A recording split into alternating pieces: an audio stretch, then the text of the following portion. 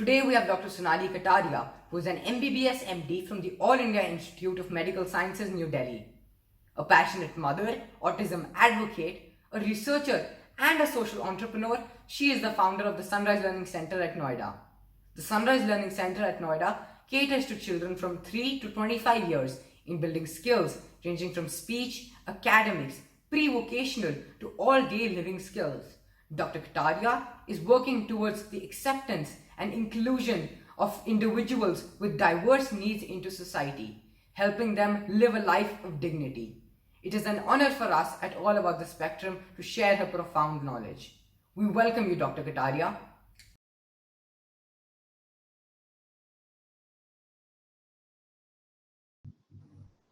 Sunrise Learning basically started in 2014. To put it in very simple words, my inspiration was my child, my elder son Purab. Purab means east, from where the sun rises, Yes. and Sunrise Learning.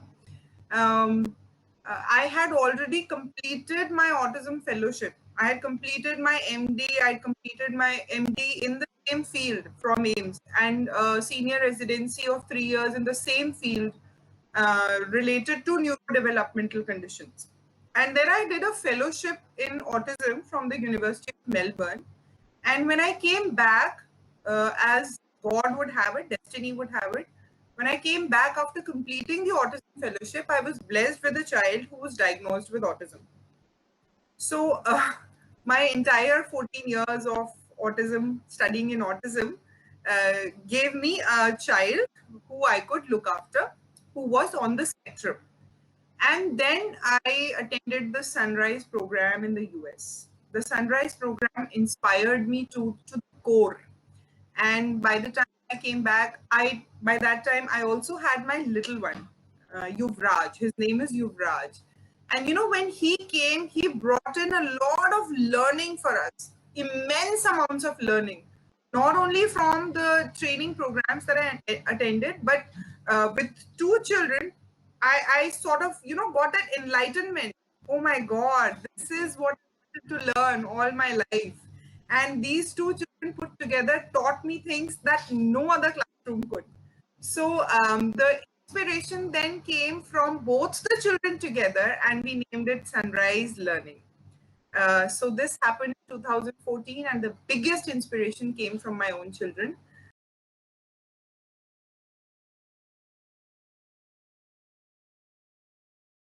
From this, we have two programs called pre-vocational and vocational training courses, in which students do their learning based skill activities, as well as their academics, depending on whichever academic level they belong to. Our academics is primarily focused on functional reading, functional writing, money skills, time concepts, awareness, general awareness, and we also train them for the Open Schooling Board, the National Institute of Open. So our students are studying in various grades, right from grade 1 to 3 up to grade 10. So, and they're doing well, they're doing their academics very well at their own pace.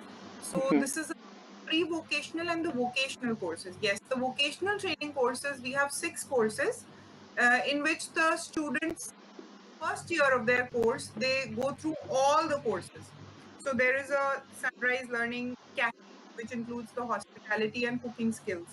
Then there is the Sunrise Learning Shop, which has a creative production course in which the students learn to make candles, jewelry, and some more things. We have a Samarth computer education program in which the students, depending on their computer level, are enrolled into basic, advanced, or pre-professional courses. So these are the computer courses for the vocational training students and the pre-vocational training students. Similarly, we have a course called Basic Office Skills, in which the students are trained to be office employees, office attendants, office professionals, depending on their level of their functional level. So we have all these courses basically are empowering the students and creating opportunities for employment. So we have tie-ups with some corporates, some shops, some restaurants, some hotels where the students are beginning. Now they're just beginning. They were just emerging to go out and do those small internships with these hotels and restaurants and showrooms. Then the lockdown happened, so Yes, ma'am. we will resume it soon after. So these are the vocational training courses that provide for empowerment and employment. Apart from this, there are many more programs that are run in Sunrise Learning under these umbrellas, under these three main Okay. umbrellas, um, which which focus on skill training. Skill training is our forte, and we focus on training students for skills that they are interested in or they are good at. So if we hone them on those skills, the confidence improves, the frustration goes down, they are Yes, ma'am. more willing to communicate, they are more willing to learn more expression to express themselves.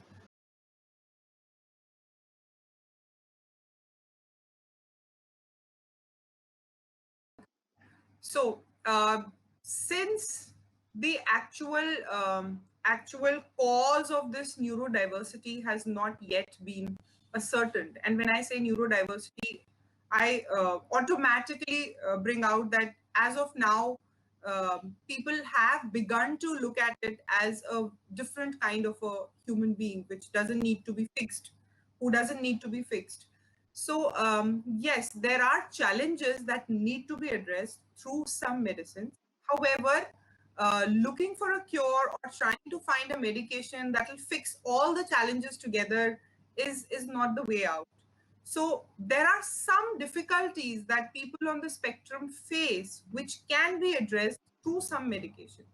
For example, some children experience frequent headaches or I would say sleep difficulties.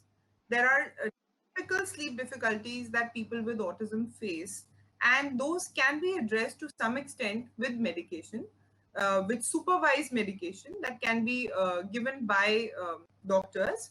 There are also conditions in which autism spectrum people have high frequencies or high probabilities of having epileptic attacks, seizures. Yes, They ma'am. they are yes, there are many children who do face seizures who are on the spectrum, and that needs to be addressed through proper medication with a neurologist who can best understand the kind of seizures, kind of condition that the child has, the pros and cons of giving a certain medication, to what dosage the medicine has to be given, with what frequency, etc. So there are specific areas that can be addressed through medication.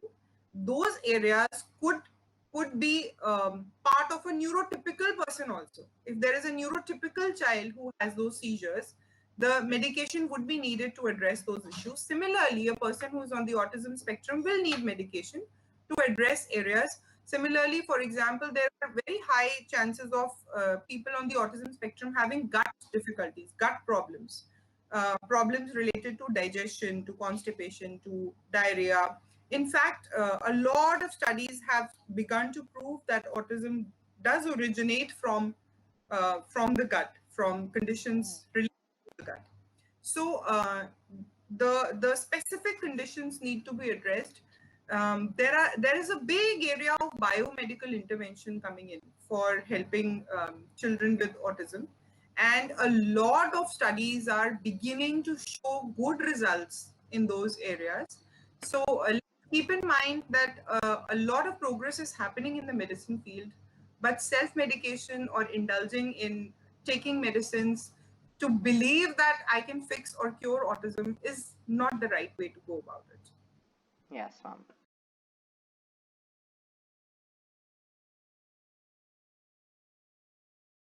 Neurodiversity is a new term, is not a new term actually, it's a beautiful term that is coined to state that people can have different thinking, can have different ways of looking at a certain thing, can have different perspectives, can have different ways to express themselves.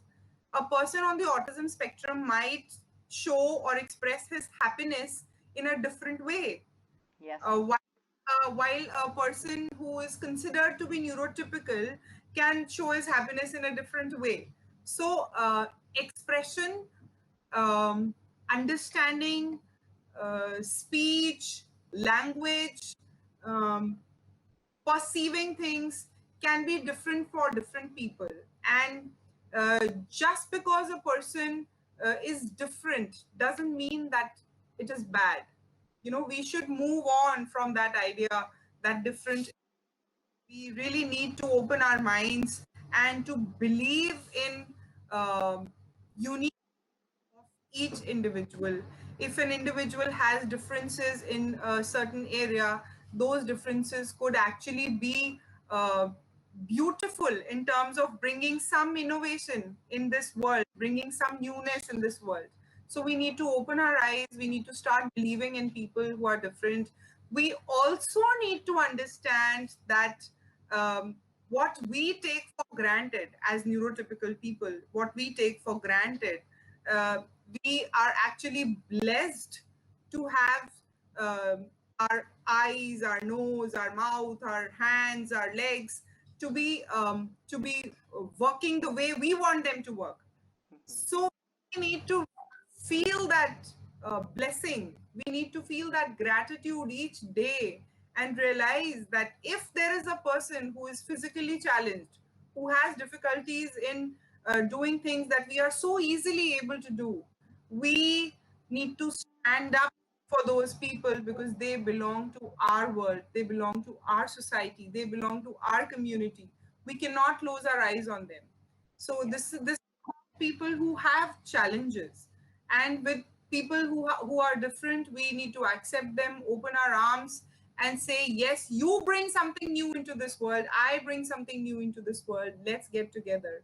So for the youngsters specifically, I want to say, be more aware. You are the ones who can bring in more awareness and sensitivity to all the people in the world by creating such opportunities where you hold hands with people with special needs.